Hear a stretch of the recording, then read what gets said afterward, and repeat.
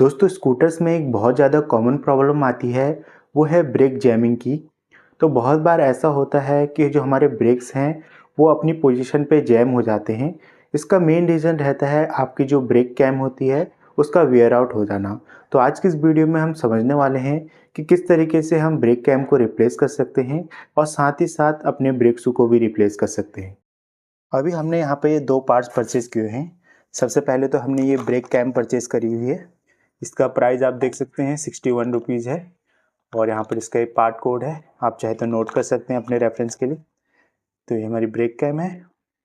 उसके बाद हमने ये ब्रेक शू परचेज़ किए हुए हैं, 290 रुपीज़ इनका प्राइस है और यहाँ पर इसका पार्ट कोड भी आप नोट कर सकते हैं। तो आइए इन दोनों पार्ट्स को हम इंस्टॉल करते हैं। दोस्तों अभी हम अपने स्कूटर के पास आ गए हैं और यहाँ पर हमारे ब्रेक आर्म है। तो जब भी हम ब्रेक को अप्लाई करते हैं ये जो इंडिकेटर है वो इस ड्रम पे बने मार्क के साथ अलाइन हो जाता है। इसका मतलब है कि हमारा जो ब्रेक शू है उसका रिप्लेसमेंट का टाइम हो गया है। और बहुत बार जो एक कैम है यहाँ पर ये ब्रेक कैम है तो ये जो है स्टक हो जाती है बीच में, जो कि काफ़ी डेंजरस है।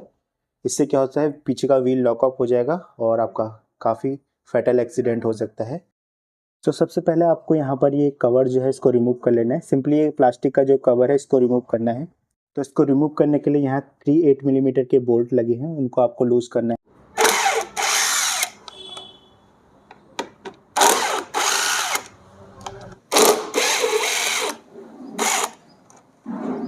तीनों बोल्ट को लूज करने के बाद आप इस कवर को बाहर निकाल सकते हैं। तो इसको इस तरीके से आप बाहर की ओर पुल करेंगे तो ये बाहर आ जाएगा। तो अभी हमको अपना व्हील का नट भी खोलना है। तो जब हम व्हील के नट को खोलेंगे तो फ्रीली रोटेट होगा। तो इसकी जगह हम यहाँ पर जो है क्लच होल्डर लगा लेंगे। इसके पास हम इस तरीके से क्लच होल्डर लगा लेंगे जिससे कि ये क्लच ड्रम को लॉक कर लेगा और हम इजीली अपने व्हील के नट को खोल पाएंगे। इसके बाद दोस्तों आपको एक ब्रेक आर्म के नट को लूज करना होगा। तो इसके लिए आप 14 मिलीमीटर का सॉकेट यूज कर सकते हैं और यहाँ पर एक प्लम्बर प्लायर की मदद से इसको यहाँ पर जो नट लगा रहता है इसको बहुत टाइटली आपको पकड़ लेना है क्योंकि ये बहुत इजीली स्लिप हो जाता है। इसके बाद आप यहाँ पर 14 मिलीमीटर का सॉकेट लगा के इसको एंटी क्लॉकवाइज डायरेक्शन में रोटेट करा के लूज कर सकते हैं।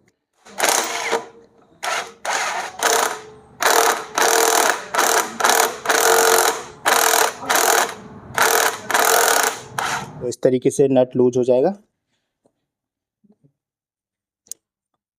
देन आप इस वायर को पूरा सेपरेट कर लीजिए इससे। ना हमको अपना व्हील का नट जो है लूज करना होगा। इसके बाद दोस्तों आपको इस तरीके से क्लच होल्डर को इस क्लच बेल के साथ अटैच कर लेना है। ना हम जो व्हील के नट को रोटेट करेंगे अपने।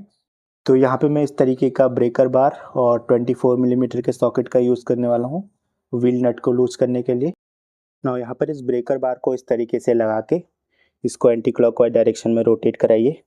ये काफ़ी ज़्यादा टॉर्क पे टाइट रहता है, काफ़ी ज़्यादा टॉर्क लगाने की ज़रूरत पड़ेगी आपको। तो इस तरीके से लूज हो जाएगा। वंस इसका एक थ्रेड लूज हो जाए देन आप जो क्लच होल्डर है उसको हटा लीजिए एंड इस व्हील को इस तरीके से रोटेट करते हुए आप लूज कर लीजिए।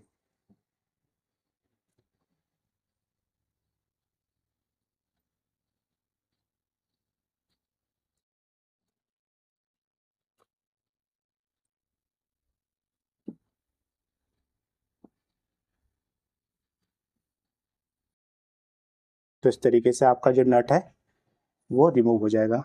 ना यहाँ पे जो वॉशर लगा है उसको भी आप रिमूव कर लीजिए। अभी आप अपना व्हील निकालने की कोशिश करेंगे तो ये यहाँ जो एग्जॉस्ट है इसके साथ ये स्टक हो जाएगा। तो इस वजह से आपको थोड़ा एग्जॉस्ट को लूज करना पड़ेगा। एग्जॉस्ट पे ये 2 माउंटिंग बोल्ट है, एक ऊपर लगा रहता है एक नीचे, तो इनको आपको लूज कर लीजिए। तो इसके लिए आप 14 मिलीमीटर का सॉकेट यूज कर सकते हैं।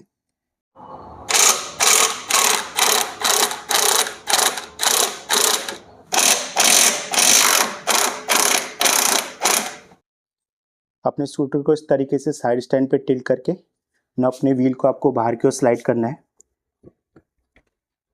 और इस एग्जॉस्ट को थोड़ा सा बाहर की ओर पुल करना है और आपका टायर इस तरीके से बाहर आ जाएगा। ना ब्रेक शू को एक दूसरे के अगेंस्ट इस तरीके से दबा के ब्रेक शू को बाहर निकाल लीजिए। तो ये ब्रेक शू देखिए सकते हैं, इनकी कंडीशन काफ़ी ख़राब है। तो यहाँ पर सारा आपको क्लीन करना है। सबसे पहले हमें ब्रेक कैम भी रिप्लेस करनी है ना। यहाँ पर ब्रेक कैम को रिप्लेस करने के लिए ये ब्रेक कैम पे एक 10 मिलीमीटर का बोल्ट टाइटन रहता है, तो इसको 10 मिलीमीटर के सॉकेट की मदद से आप लूज कर लीजिए।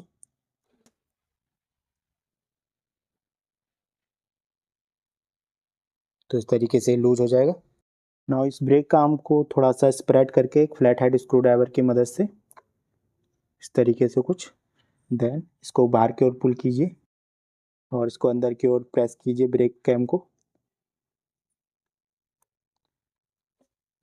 तो इस तरीके से आपकी ब्रेक कैम जो है बाहर आ जाएगी ना। यहाँ पर इस ब्रेक कैम को इस तरीके से अंदर की ओर स्लाइड करके आप बाहर निकाल सकते हैं। तो इसकी एक कंडीशन देख सकते हैं, काफ़ी वियर है इसमें, तो इसको हम रिप्लेस करेंगे अभी। अभी दोस्तों हमने नए ब्रेक शू में जो पुराने स्प्रिंग थे उनको क्लीन करके लगा लिया है। तो इस तरीके से इन्हें लगा लिया है।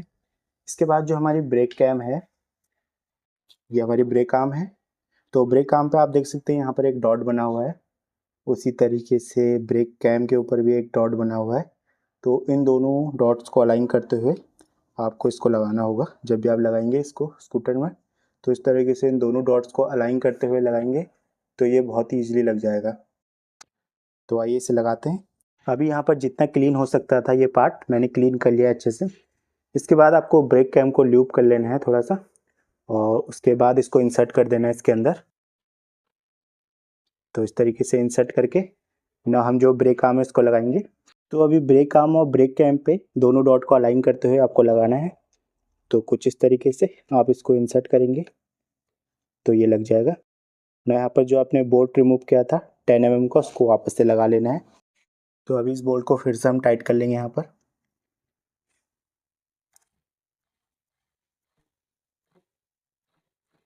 इतना टॉर्क सफिशिएंट है, ओवर टाइट नहीं करना है इसको। ब्रेक कैम लगाने के बाद आप चाहें तो थोड़ा सा यहाँ पर लूप कर सकते हैं हल्का सा इस कैम पर, और उसके बाद जो है अपने ब्रेक शू को लगाएंगे हम। तो सबसे पहले ब्रेक शू का एक जो पोर्शन है उसको इस तरीके से अलाइन करना है इस पर, देन इसको पुल करते हुए स्प्रिंग के साथ कुछ इस तरीके से इसको बैठा लेना है। तो इस तरीके से आपके ब्रेक शू लग जाएंगे। अभी यहाँ पर मैंने जो ब्रेक ड्रम है उसको भी अच्छे से डिग्रीस और क्लीन कर लिया है। अगेन अपने स्कूटर को साइड स्टैंड पे इस तरीके से टिल्ट करके अपने व्हील को इसके अंदर इंसर्ट कीजिए। थोड़ा सा आपको ये स्प्रेड करना पड़ेगा एग्जॉस्ट। तो इस तरीके से व्हील को लगा के अंदर, देन इसको बस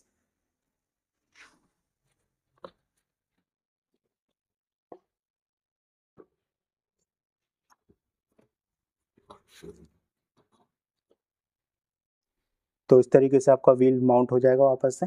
इसके बाद आप ये वॉशर लगा लीजिए और इसके बाद जो नट लूज किया था उसको वापस से टाइट कर दीजिए। तो अभी ये ब्रेकर बार यहाँ पर लगा के और नट को टाइट करने के लिए व्हील को इस तरीके से घुमाइए तो आपका नट टाइट होने लगेगा।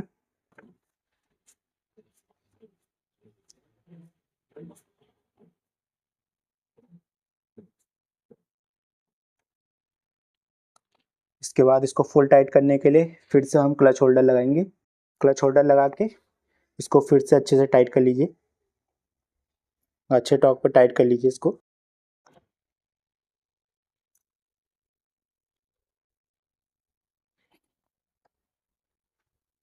तो इतना टॉक सफिशिएंट है।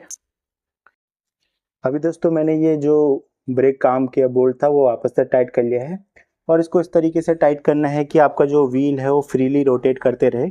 ऐसा ना हो कि ब्रेक शू जो है इसके साथ रब करते रहें। तो इस बात का आपको ध्यान रखना है।